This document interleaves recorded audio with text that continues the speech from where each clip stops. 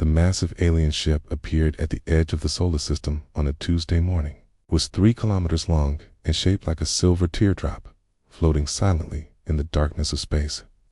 No human had ever seen anything like it before. Admiral Kale Vorthok stood on the bridge of the Eternal Harmony, his 4 golden eyes focused on the blue and green planet ahead. Earth looked peaceful from this distance, but Vorthok knew better. His team had been watching this world for 6 months, studying the strange creatures that lived there. "Admiral," said his science officer, pointing at the glowing display screen, "the humans have nuclear weapons. Over 15,000 of them. Each one can destroy an entire city." Vorthok nodded slowly. The humans were dangerous, no doubt about it, but they were also fascinating. In all his years exploring the galaxy, he had never encountered a species quite like them. "They fight each other constantly," the science officer continued. "Wars, conflicts, battles. Yet they also work together to build amazing things. Space stations, cities, art, music. They are a puzzle we cannot solve." Far below, on Earth, Commander Lee Min-ho was having the worst day of his military career. He stood in the command center of the United Earth Defense Force, staring at the same screens that showed the alien ship. Red warning lights flashed everywhere, and dozens of officers ran around shouting orders. "Sir, all our satellites are tracking the vessel," reported Lieutenant Song. "It's not moving toward us, but it's not leaving either." Mino rubbed his tired eyes. He had been awake for 18 hours straight, ever since the alien ship first appeared. Every government on Earth was calling, demanding answers he did not have. The president wanted to know if they should attack. The military wanted to know if they could win. The scientists wanted to know if they could communicate. "Any word from the linguistics team?" Minho asked. "They're still working on it, sir." The alien message came in 17 different languages. Perfect translations, too. They know our languages better than we do. The message had been simple and polite. Telians wanted to meet. They suggested building a space station halfway between Earth and their ship, where representatives from both species could talk safely. They promised to come unarmed and asked humans to do the same. "It sounds too good to be true," Minho muttered to himself. Across the city, Ambassador Park Sun-ho was preparing for the most important meeting in human history. He sat in his office, reading files about first contact procedures that had been written by scientists who never thought they would actually be needed. Park was 55 years old, had spent his entire career solving problems between different countries. He had helped end wars, negotiate treaties, and build bridges between enemies. But this was different. This was not about humans arguing with other humans. This was about representing his entire species. "Sir, Dr. Kim is here to see you," said his assistant.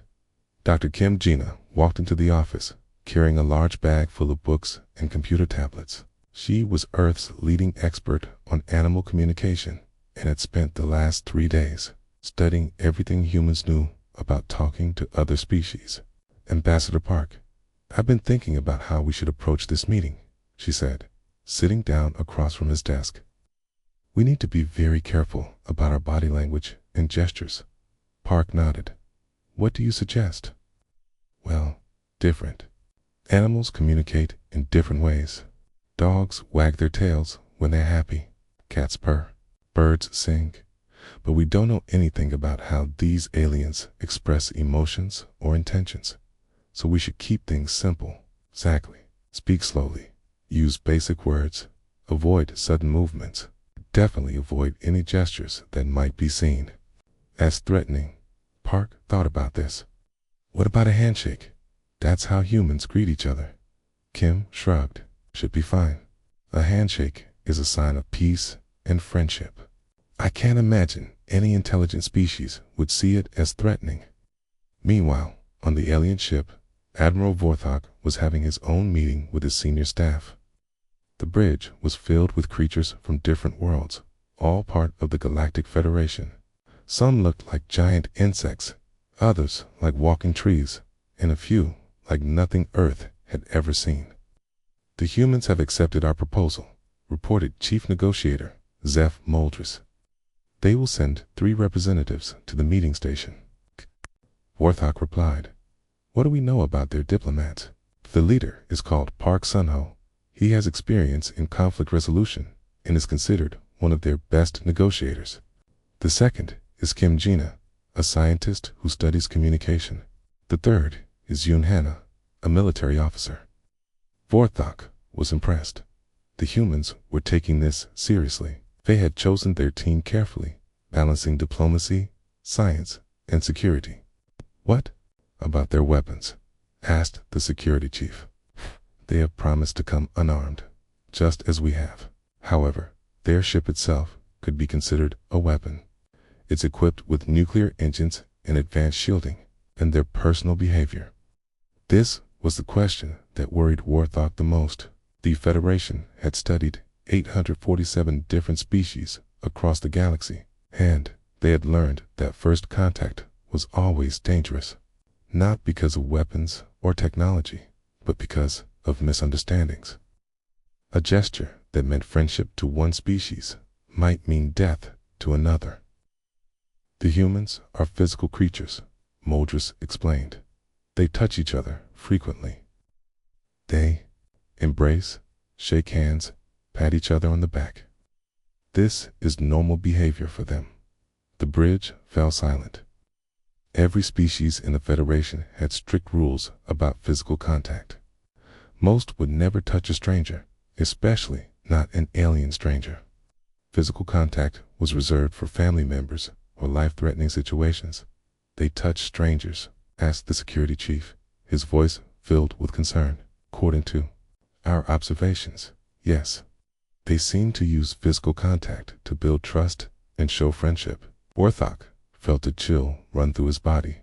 A species that would willingly touch unknown creatures was either incredibly brave or incredibly dangerous. Maybe both. "Prepare the meeting station," he ordered, "and make sure our shields are ready. We may need them." The construction of the meeting station took 3 days. Both sides worked together, sharing technology and designs. The humans provided artificial gravity generators, while the aliens contributed advanced life support systems. The result was a small but comfortable space where both species could survive. As the day of the meeting approached, tension grew on both sides. The humans were excited but nervous. The aliens were curious but frightened. Nobody knew what would happen when 2 completely different forms of life tried to communicate for the first time. Ambassador Park stood at the window of his transport ship, watching the meeting station grow larger as they approached. Behind him, Dr. Kim and Captain Yoon checked their equipment one final time. "Are you ready for this?" Kim asked. Park smiled. "As ready as anyone can be for something that has never happened before." On the alien ship, Admiral Vorthog was asking himself the same question. In a few hours, he would meet creatures that were completely unlike anything in the galaxy. Creatures that touched strangers and fought wars and built beautiful things and destroyed their own planet and somehow still found ways to work together. He looked at his reflection in the bridge window. 4 golden eyes stared back at him, set in a face that looked nothing like the human faces he had studied. Soon he would be face to face with these strange beings. "Whatever happens," he said quietly, "this will change everything." The meeting room was a marvel of engineering. Half of it was designed for humans, with familiar chairs and tables. The other half was built for the aliens, with strange curved surfaces and glowing panels. In the center was a large circular table, where both species could sit comfortably. Ambassador Park Sun-ho stepped through the airlock first, followed by Dr. Kim, Jina, and Captain Yoon Hana. The room was bigger than he had expected, with high ceilings and soft lighting. The air smelled clean and fresh, like a mountain morning. "It's beautiful," Kim whispered, looking around at the alien architecture. Park nodded, but his attention was focused on the other side of the room. Through the transparent wall, he could see the aliens preparing to enter. They moved carefully, checking their equipment and talking to each other in low voices. "Remember," Park said quietly to his team, "we represent all of humanity today. Let's make a good impression." The alien airlock opened with a soft hiss. Admiral Vorthok stepped through first, and Park got his first close look at an alien being. Vorthok was tall and thin, with pale blue skin and 4 golden eyes arranged in a diamond pattern on his face. He wore a flowing robe that seemed to change colors as he moved. Behind him came Chief Negotiator Zeph Muldris, who looked like a walking tree with silver bark and leaves that rustled even though there was no wind. The third alien was Cultural Analyst Vera Quilton, a creature that reminded Park of a large butterfly with 6 arms and wings that folded against her back. The two groups stood on opposite sides of the room, studying each other. The silence stretched on for long seconds. Park could feel his heart beating faster. This was it, the moment that would decide the future of both species. "Welcome," Park said, his voice carrying clearly across the room.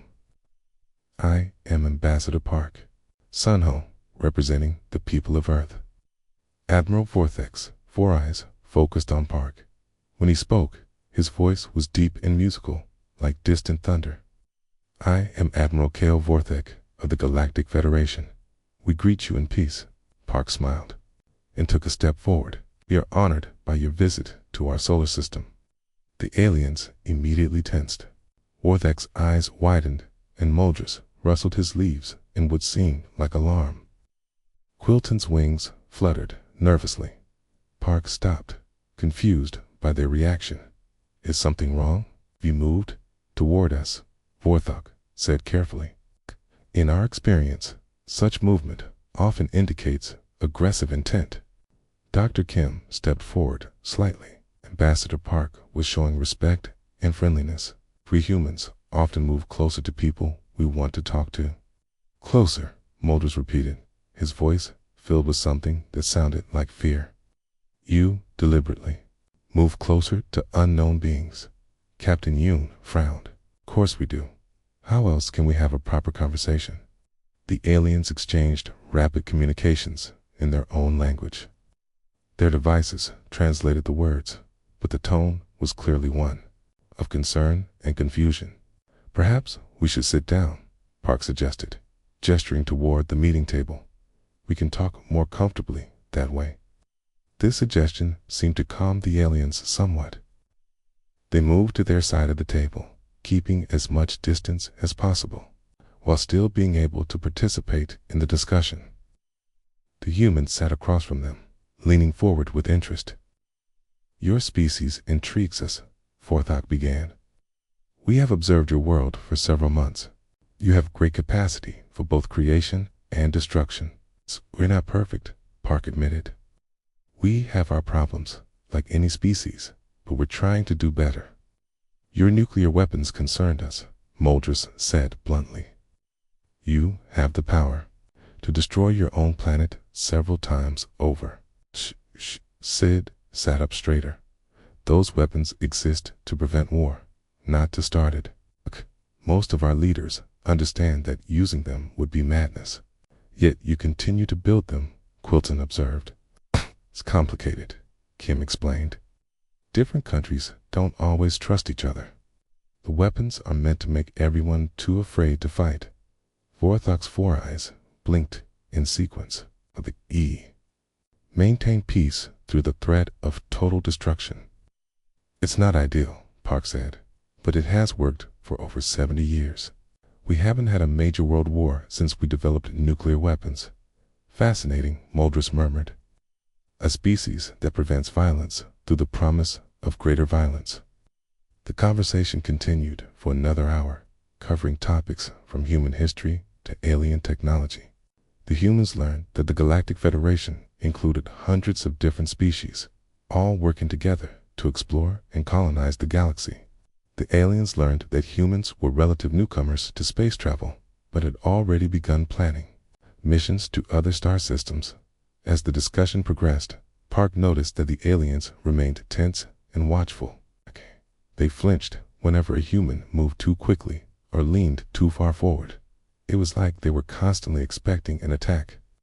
"Admiral," Forthok, Park said during a pause in the conversation, "may I ask you something personal?" The alien's eyes focused on him. "You may ask."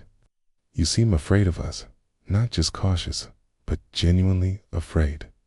We've been talking for hours, and you still act like we might attack you at any moment." Warthog was quiet for a long time. When he finally spoke, his voice was softer than before. "You are correct, Ambassador Park. We are afraid of you." "But why?" Kim asked. "We've done nothing threatening. We came here unarmed, just as we promised." "That is exactly why we are afraid," Quilton said, her wings rustling. "You came here unarmed to meet creatures you have never seen before. You moved closer to us without knowing if we were dangerous. You lean forward and make direct eye contact and speak in friendly tones to complete strangers from another world." Kyun looked confused. "Those are all normal, polite behaviors." "Not in our galaxy," Moldris explained. "In the Federation. First, contact protocols require maximum distance, defensive postures, and formal communication only. Physical proximity is reserved for family members or mortal enemies." Park began to understand. "You're afraid of us because we're being friendly." "You are being incredibly, impossibly friendly," Vorthok said. "No species in the galaxy behaves this way toward strangers. When we first observed your planet, we saw your wars and weapons and assumed you were a typically aggressive species. But now we see that you are something much more unusual." "What do you mean?" Kim asked. "You are a species that can be both violent and peaceful, aggressive and friendly, suspicious and trusting, all at the same time. You build weapons that can destroy worlds, then invite strangers to sit at your table and share a meal." Quilton's 6 arms gestured toward the humans. "Look at yourselves. You are sitting with your hands visible, your bodies turned toward us, your faces open and expressive. Every behavior signal you are sending says that you trust us completely." "Should we not trust you?" Park asked. "That is not the point," Warthak said. "The point is that you are willing to trust us before you know if you should. This level of social risk-taking is unprecedented in our experience." The room fell silent as both sides considered this revelation.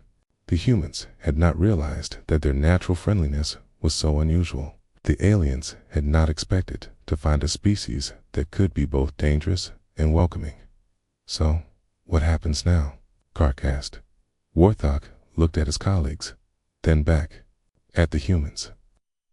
"Now we must decide if your unique nature makes you too dangerous to interact with, or too valuable to ignore." Park felt a chill run down his spine. The fate of humanity might depend on how the aliens answered that question. "We would like to continue these talks," he said carefully. "We have much to learn from each other." "Perhaps," Warthog replied. "But first, we must understand something that has been puzzling us since we arrived." "What's that?" "We have been told that humans have a greeting ritual involving physical contact. Is this true?" Park's face brightened. "Yes, it's called a handshake. It's how we show friendship and respect." All 3 aliens visibly recoiled. Moldris's leaves rustled wildly, Quilton's wings spread defensively, and Vorthak's 4 eyes widened in what looked like horror. "You touch strangers voluntarily," Vorthak whispered. "Of course," Park said, completely unaware of the panic he was causing. "Would you like me to show you how it works?" The aliens stared at him in stunned silence, and Park realized that this conversation was about to take a very different turn. The silence in the room was deafening. Ambassador Park stood with his right hand extended, a friendly smile on his face. He had no idea that the three aliens across from him were experiencing something close to terror. Admiral Vorthok stared at the outstretched hand like it was a deadly weapon. His four golden eyes darted between Park's face and his hand, trying to understand what he was seeing. "You want to touch us?" Vorthok said slowly, his voice barely above a whisper. "With your bare skin." Park's smile faded as he realized something was very wrong. "It's just a handshake, a greeting. Friends do it all the time." "Friends," Chief Negotiator Muldris repeated, his silver leaves rustling with agitation. "You consider us friends already?"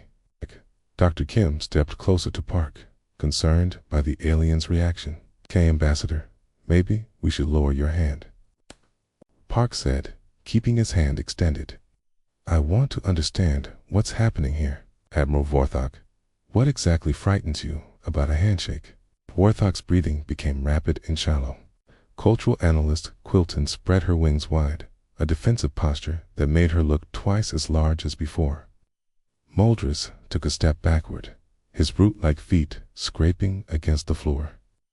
"You offer physical contact," Vorthok said, "to beings you have known for less than one day. Beings from another world. Beings who could carry diseases, toxins, or parasites that your species has never encountered." Captain Yoon frowned.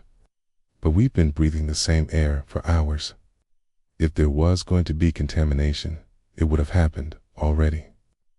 "That is not the point," Quilton said, her voice high and nervous. "The point is that you're willing to risk it. You are willing to touch unknown creatures without knowing if they are safe." Park slowly lowered his hand, finally understanding that his friendly gesture was causing genuine fear. In human culture, refusing to shake hands is considered rude. It means you don't trust the other person. "Exactly," Mulder said. "Okay. Lack of trust is the normal, healthy response when meeting strangers, especially alien strangers." Kim pulled out her tablet and began typing notes. "This is fascinating. You're telling us that physical contact between species is abnormal in the galaxy?" "It is beyond abnormal," Vorthok said, his breathing slowly returning to normal, now that Park had lowered his hand. "In our database of 847 known species, only 12 engage in casual physical contact. And all 12 of those species are classified as either predators or parasites." The humans exchanged glances. Yoon was the first to speak. "Are you saying we're predators?" "We do not know what you are," Quilton admitted. "That is what frightens us." Park sat down heavily in his chair. "Let me understand this. You're more afraid of our handshakes than our nuclear weapons." "Your nuclear weapons are predictable," Vorthok explained, also sitting down but keeping his distance. "They have clear purposes, obvious triggers, and logical deployment strategies. They are tools of war, and we understand war. But handshakes," Mulders continued, "represent something we have never encountered. A species that willingly lowers its defenses, that actively seeks physical contact with unknown entities, that treats strangers as potential friends rather than potential threats." Kim looked up from her notes. "You've been studying us for months. Haven't you seen humans shake hands before?" "We have observed the behavior," Quilton said, "but we assumed it was some form of dominance display or territorial marking. We never imagined it was meant to be friendly." "What did you think we were doing?" Yoon asked. "Testing each other's strength," Vorthok said, "checking for weapons, establishing hierarchy." The idea that it might be a gesture of welcome never occurred to U.S. Park leaned forward, then caught himself, and leaned back when he saw the aliens tense up. "This explains so much. You've been afraid of us from the beginning, not because of our weapons, but because of our behavior. Let's consider it from our perspective," Muldris said. "We arrive at your world expecting to find a typical aggressive species. Instead, we find beings who invite unknown aliens to dinner, who smile at strangers, who offer to touch creatures they have never seen before. It is completely outside our experience. It's completely terrifying," Quilton added. Kim set down her tablet. Can you help us understand how other species normally behave during first contact? Warthog activated a holographic display that showed images of various alien species. Standard first contact protocol involves maximum distance, defensive postures, and formal communication only. Physical contact is never attempted until both species have established trust over a period of several years. Years? Park asked. Minimum, Muldrus confirmed. The Zalaxian Empire took 14 years to allow physical contact with Federation representatives. The Quantum Collective has been members for over a century and still maintains strict no-touch policies, but humans want to shake hands within minutes of meeting, Quilton observed. This suggests either supreme confidence in your own abilities or complete disregard for personal safety. Yoon crossed her arms. Or maybe it suggests that we're naturally friendly and trusting. That is what terrifies us most, Warthog said quietly. A species that is naturally trusting has no business surviving in a dangerous galaxy. It hear you. Having developed spaceflight, nuclear weapons, and advanced technology. You should have been eliminated by predators long ago. Maybe we're the predators, Park said, half joking. The alien response was immediate and intense. All three beings activated defensive systems. Energy shields flickered to life around them, and Vorthag's hand moved to what looked like a weapon. That was a joke, Park said quickly, raising both hands to show he was unarmed. I was making a joke. The aliens slowly deactivated their defenses, but they remained visibly shaken. You joke about being predators, Muldrus said. This is also abnormal behavior. Kim began to laugh, then stopped when she saw the alien's reaction. I'm sorry, it's just that this whole situation is so absurd. We're sitting here trying to convince you that we're not dangerous, when the scariest thing about us is that we want to shake your hands. From our perspective, Quilton said, a species that jokes about predation while simultaneously offering physical contact is exhibiting contradictory behaviors that our xenopsychologists cannot categorize. We're confusing you, Park realized. Completely, Vorthog admitted. Your species displays behaviors that should not coexist. You are aggressive enough to build world-destroying weapons, but peaceful enough to invite strangers to share meals. You are cautious enough to explore space slowly and carefully, but trusting enough to offer physical contact to unknown aliens. You are walking contradictions, Muldrus said. And contradictions are dangerous because they are unpredictable. Park stood up slowly, careful not to make any sudden movements. What if I told you that most humans are just as confused by our own behavior? We don't understand why we fight wars while also trying to help each other. We don't know why we can be cruel and kind at the same time. You admit to not understanding your own species, Quilton said. Of course, we don't understand ourselves completely. Do you understand everything about your species? The aliens were quiet for a moment. Finally, Vorthog spoke. We understand our motivations, our instincts, our social structures. We behave in predictable ways based on evolutionary advantages. Okay? You think we don't? We think you behave in ways that should have led to your extinction, Muldrus said. Yet, you have not only survived, but thrived. This suggests that your behavioral patterns, however confusing, must provide some advantage we cannot identify. Kim picked up her tablet again. What if we tried to explain human behavior? Would that help? Vorthog said. But first, we need to understand something fundamental about your species. What's that? Are you predators or prey? Aggressive or peaceful? Dangerous or safe? Park thought about this question for a long moment. For all of those things, dependent on the situation, we can be predators when we need to hunt for food. We can be prey when something stronger threatens us. We can be aggressive when we're protecting our families. We can be peaceful when we're safe and comfortable. It is impossible. Quilton said, no species can be all things. Humans can, Yoon said firmly. That's what makes us human. The aliens stared at them in stunned silence. Finally, Vorthok spoke. If what you say is true, then your species is unlike anything in the galaxy. And that makes you either the most dangerous beings we have ever encountered, or the most valuable allies we could ever hope to find. Which do you think we are? Park asked. We do not know, Vorthok admitted. And that uncertainty may be the most terrifying thing of all. The meeting room had become a battlefield of ideas. Not the kind with weapons and explosions, but the kind where two completely different ways of thinking crashed into each other. Ambassador Park could see the confusion in Admiral Vorthok's golden eyes. The alien leader was trying to solve a puzzle that had no clear answer. Let me try to explain this differently, Park said, choosing his words carefully.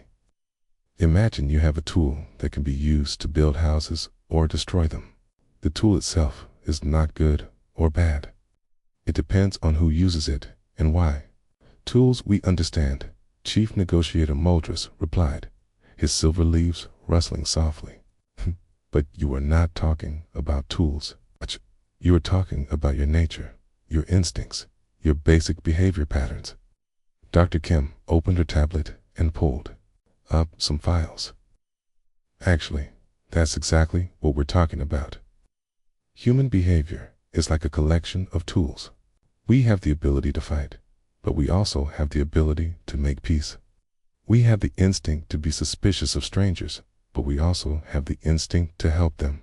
This makes no evolutionary sense, cultural analyst Quilton said, her arms moving in what seemed like frustration. Species develop behaviors that help them survive. Contradictory behaviors should cancel each other out. Captain Yoon leaned back in her chair. Maybe that's why humans are so successful. We can adapt to any situation because we have many different tools to choose from. Or maybe it's why you're so dangerous, Vorthok said quietly. Species that can change its nature depending on circumstances is unpredictable. And unpredictable beings cannot be trusted. Park felt a heavy weight in his chest. They had been talking for hours, but instead of building understanding, they seemed to be making the aliens more afraid. Admiral, what would it take for you to trust us? Predictability, Vorthok answered immediately. Consistent behavior patterns, clear motivations, logical responses to stimuli. But that's exactly what we've been showing you, Kim protested. We've been consistently peaceful, consistently friendly, consistently open to communication. For 3 hours, Muldras pointed out. In our experience, true behavioral patterns take years to establish. Any species can pretend to be peaceful for a few hours. We're not pretending, Yoon said firmly. This is who we are. But you also said you can be violent when threatened, Quilton reminded her. So, which is the real you? The peaceful diplomat or the potential warrior? Both, Park said. That's what we've been trying to tell you. Humans are both. The aliens exchanged rapid communications in their own language. Their translation devices picked up fragments. Impossible, dangerous, unprecedented, unknown factors. Let me ask you something, Park said when they finished talking. How do other species in the Galactic Federation resolve conflicts? Through established protocols, Vorthok explained. Each species has predictable responses to various situations. The Zephyrians always respond to threats with defensive formations. Crystalline Collective always attempts to negotiate through mathematical equations. The Void Swimmers always withdraw to safer locations, and these responses never change. Never. It would be chaotic if they did. How could we maintain order in a galaxy where species might react differently to the same situation? Kim looked up from her notes. But what if the situation is different? What if the standard response doesn't work? Then the species adapts its standard response through careful deliberation and consensus building, Muldras said. The process takes decades, sometimes centuries. Change is slow and predictable. That sounds incredibly inefficient, Yoon observed. It's safe, Quilton corrected. Efficiency is less important than safety when dealing with multiple alien species. Park began to understand the depth of the problem. Okay, you built your entire galactic civilization on the idea that everyone behaves predictably, correct? And we're threatening that system by being unpredictable. Also correct. The room fell silent as both sides contemplated this revelation. The humans realized they weren't just meeting alien representatives. They were challenging the fundamental principles of galactic society. The aliens realized they weren't just evaluating a new species, okay? They were facing a potential revolution in how different beings could interact.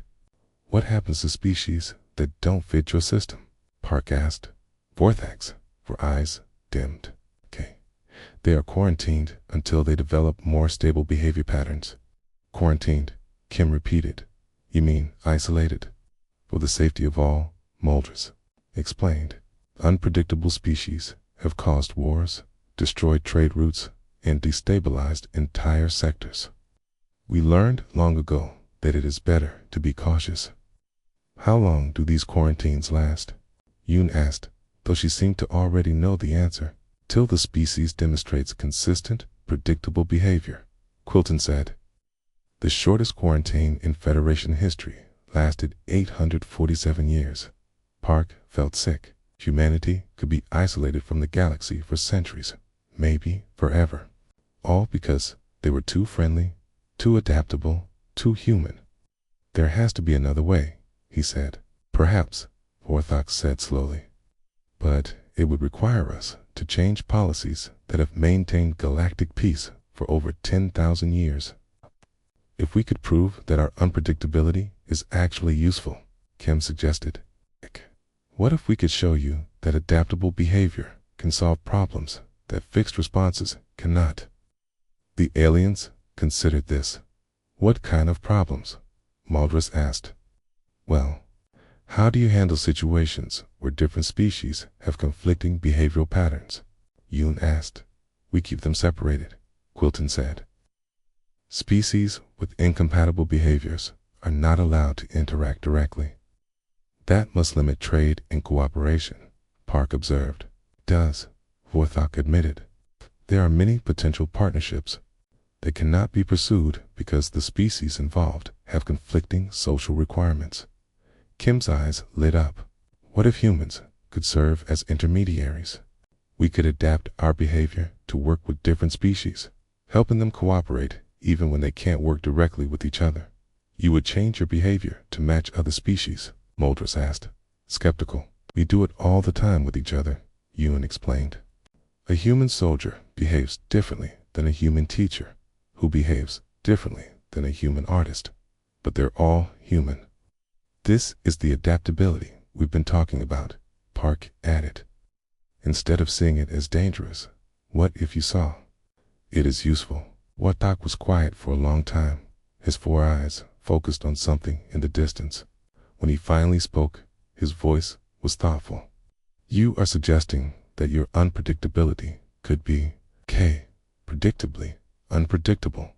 Exactly, Kim said excitedly.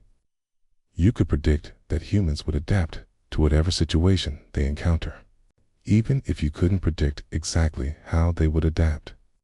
And this adaptability could help species that normally cannot work together. Quilton asked. It's possible, Park said. We won't know until we try. The aliens went into another rapid conference. This time, the translation devices picked up different words: potential, opportunity, calculated risk, unprecedented experiment. You realize what you are proposing, Vorthax said when they finished. You want us to bet the stability of galactic civilization on an untested theory about human nature. We're betting our entire species on the hope that you'll give us a chance, Park replied. That seems like a fair trade. Mulders rustled his leaves slowly. There would have to be safeguards, careful monitoring, limited initial contact. We understand, Yun said. We're not asking you to trust us completely right away. We're asking you to trust us enough to try. And if the experiment fails, Quilton asked, human unpredictability causes the problems we fear. Park took a deep breath. Then you'll have learned something valuable about the risks of working with adaptive species. Kent will accept whatever consequences come from that knowledge. Vorthok stood up slowly, his tall frame seeming to fill the room. You would risk your species' future on an experiment. We would risk our species' future on hope, Park corrected. The hope that different kinds of beings can learn to work together, even when they don't understand each other completely. The alien admiral stared at him for a long moment. Then, to everyone's surprise, he took a step forward. Not a large step, but a deliberate one that brought him slightly closer to the human delegation. Perhaps, he said quietly, it is time for the Galactic Federation to try something unpredictable. Park felt his heart racing. Does that mean you're willing to give us a chance? Means we are willing to consider it, Vorthok replied. But first, there is something we must attempt. That, the alien admiral's 4 eyes focused intently on Park's face. We must overcome our fear of your handshakes. The words hung in the air like electricity before a storm. Admiral Vorthok had just said he needed to overcome his fear of human handshakes. Ambassador Park could hardly believe what he was hearing. You want to try a handshake? Hark asked carefully, not wanting to misunderstand. Want is not the correct word, Vorthok replied, his 4 golden eyes blinking in sequence. Need is more accurate. If we are to work together, we must understand each other's customs, no matter how terrifying they may seem. Chief Negotiator Moldris stepped forward, his silver leaves rustling with nervous energy. The Admiral is correct. We cannot ask humans to change their nature without attempting to understand it ourselves. Dr. Kim pulled out her tablet and began recording. This could be the most important moment in interspecies relations history. Captain Yoon watched the aliens carefully. Are you sure about this? We don't want to force you into something that makes you uncomfortable. Everything about your species makes us uncomfortable, cultural analyst Quilton said, spreading her wings slightly. But discomfort is not a valid reason to avoid progress. Park stood up slowly, making sure his movements were deliberate and non-threatening. If we're going to do this, we should do it properly. A handshake is more than just touching hands. It's about showing trust and respect, explained the process, Vorthok requested, though his voice betrayed his nervousness. First, both people extend their right hands. Park began, demonstrating with his own hand. You grasp the other person's hand firmly but gently. Then you move your joint hands up and down a few times. The whole thing lasts about 3 seconds. 3 seconds of voluntary physical contact with a stranger, Moldris repeated, as if he couldn't quite believe it. 3 seconds that can establish friendship or seal agreements, Kim added. Humans have been shaking hands for thousands of years. Quilton fluttered her wings nervously. What if something goes wrong? What if there's an adverse reaction? Okay, then we'll deal with it together, Park said simply. That's what allies do. Allies seemed to strike the aliens powerfully. They had been thinking of humans as a problem to be solved, not as potential partners to be trusted.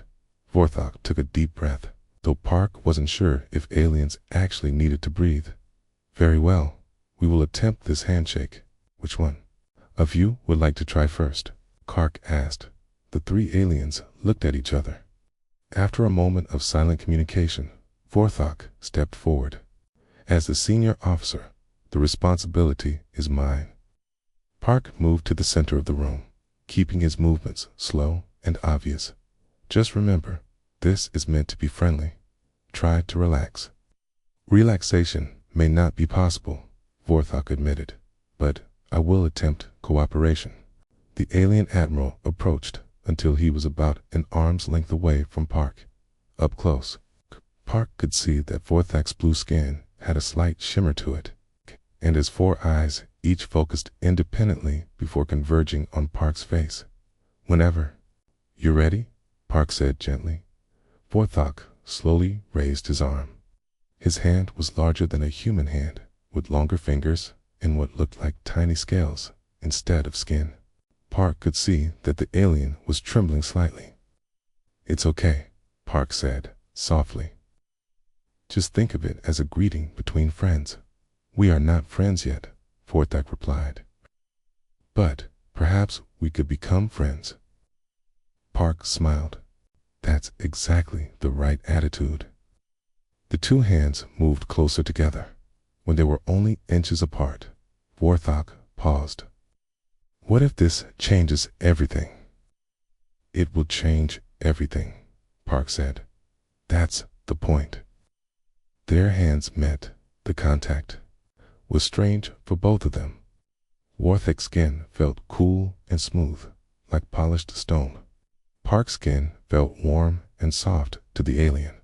For a moment, they just stood there, hands touching, but not moving. "This is highly irregular," Vorthok said, but his voice was filled with wonder rather than fear. "Now we shake," Park said, beginning the gentle up and down movement. Vorthok followed. The motion, his 4 eyes focused intently on their joined hands. "Fascinating. How I can feel your pulse, your body temperature, the texture of your skin. It provides much more information than visual observation alone." "That's part of why humans shake hands," Kim explained from her position nearby. "It's a way of sharing information and showing that you're not hiding anything." After exactly 3 seconds, Park began to release the grip. Vorthok held on for just a moment longer, as if he didn't want the contact to end. "How do you feel?" Park asked as they stepped apart. Vorthok examined his hand, flexing his fingers. "Unchanged, yet somehow different. I have touched an alien being and survived. More than survived, I have learned." Moldris moved forward eagerly. "What did you learn?" "That Ambassador Park's hand is soft but strong. His skin is warm, indicating active circulation. That his grip was controlled, suggesting both strength and restraint. That he released me when I expected him to, demonstrating trustworthiness." "All of that from a simple handshake?" Quilton asked. "All of that and more," Vorthok confirmed. "God, understand now why humans value this custom. It provides rapid assessment of character and intentions." Park looked at the other two aliens. "Would either of you like to try?" Moldris stepped forward without hesitation. "The Admiral can survive it, so can I." The second handshake went more smoothly. Moldris's hand felt like touching a tree branch, rough but warm. He seemed less nervous than Vorthok had been, and even attempted a small smile afterward. "Remarkable," he said.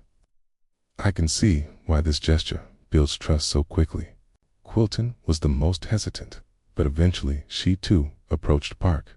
Her hand was delicate, with 6 finger-like appendages that felt surprisingly gentle. When the handshake ended, she looked at her hand in amazement. "I touched an alien," she whispered. "I touched an alien, and it was not terrifying. It was friendly," Park said. "Yes," she agreed. "It was friendly." The mood in the room had completely changed. What had started as a tense diplomatic meeting had become something much more personal.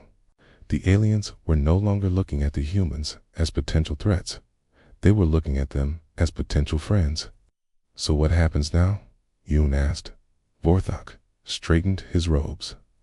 "Now we return to our respective ships and report to our leaders.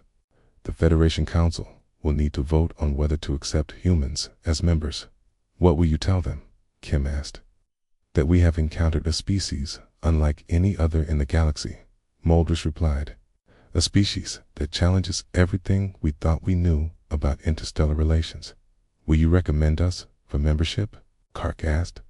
Quilton's wings fluttered, but this time with excitement rather than fear. "We will recommend a trial period, a chance for humans to prove that their unpredictability could be an asset rather than a liability." And the handshakes? Park asked with a smile. Warthog looked at his hand again, then back at Park. I believe we can learn to appreciate human customs. In fact, I suspect that other Federation species might benefit from understanding this practice. You mean other aliens might want to learn how to shake hands? Yoon asked. Possibly, Warthog said. Physical contact, as a form of communication, could solve many problems between species that currently cannot interact effectively. Kim closed her tablet, her recording complete. This could revolutionize galactic diplomacy. It could, Muldris agreed. But it will take time. Change always does. Park nodded. We understand. We're willing to take things slowly and prove ourselves gradually. Good, Warthog said. Because there is one more thing we must address. What's that? The alien admiral looked around the room at both delegations. If humans are to join the Federation, you will need to teach other species how to perform this handshake ritual safely. Some species might not survive the experience without proper preparation. We'd be happy to help, Park said. We could establish a cultural exchange program. It's an excellent idea, Quilton said. Humans teaching aliens how to shake hands, while aliens teach humans about galactic customs. As the meeting drew to a close, there was one final moment that surprised everyone. Admiral Warthog approached Ambassador Park and extended his hand. For the formal conclusion of our negotiations, he said. Park grasped the alien's hand warmly. Welcome to the beginning of a beautiful friendship. Indeed, Warthog replied. Okay, though I suspect future handshakes will be less terrifying. They usually are, Park said with a laugh. As the two delegations prepared to return to their ships, the aliens were already planning how to introduce their people to the concept of human-style greetings. The humans were thinking about all the things they could learn from a galaxy full of different species. Neither side knew exactly what the future would bring, but they all knew it would be different from anything that had come before. And for the first time in galactic history, different felt like it might be exactly what everyone needed. The handshake that had nearly caused an interstellar incident had instead become the foundation for a new kind of friendship between the stars. It wasn't the weapons that had impressed the aliens in the end. It was the simple human gesture of extending an open hand in friendship, and that, both species agreed, was perhaps the most powerful force in the universe.